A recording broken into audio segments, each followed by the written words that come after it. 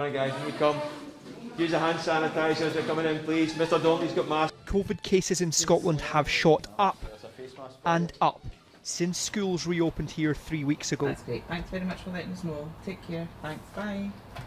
Is that another people isolating? Yeah, one more. How often is this happening? Every morning, every day. Masks are mandatory at all secondaries here, but some schools like St Roch's are also taking extra measures voluntarily to keep the virus out. We have the staggered intervals, staggered lunch times to minimise the number of people gathering at any one point in time. And yet COVID still somehow finds a way. In just a week, case numbers across Scotland doubled. I just caught COVID a couple of weeks ago, 2 weeks ago, and I'm just back this week, so... How was it? Oh, not good.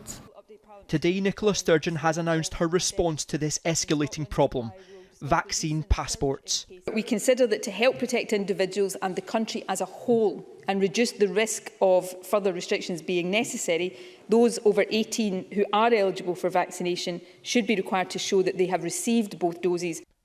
You'll need a vaccine passport to enter a nightclub in Scotland, but also for unseated indoor live events with more than 500 people in the audience, outdoor events like concerts with more than 4,000 in the audience, and any event with more than 10,000 in attendance, which would include football matches.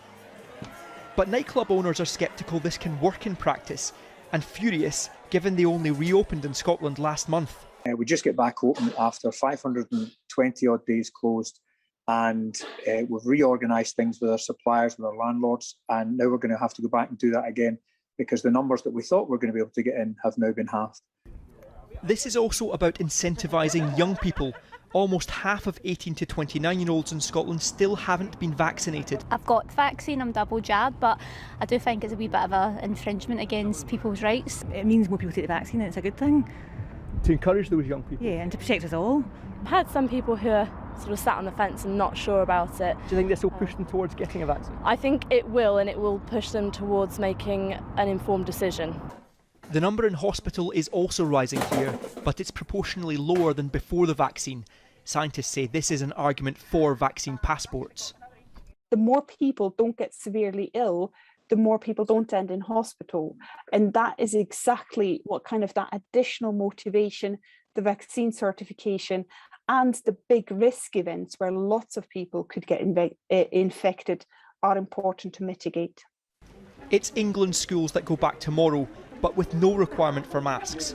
And so many will be paying close attention to what has now unfolded north of the border. Peter Smith, News at 10, Glasgow.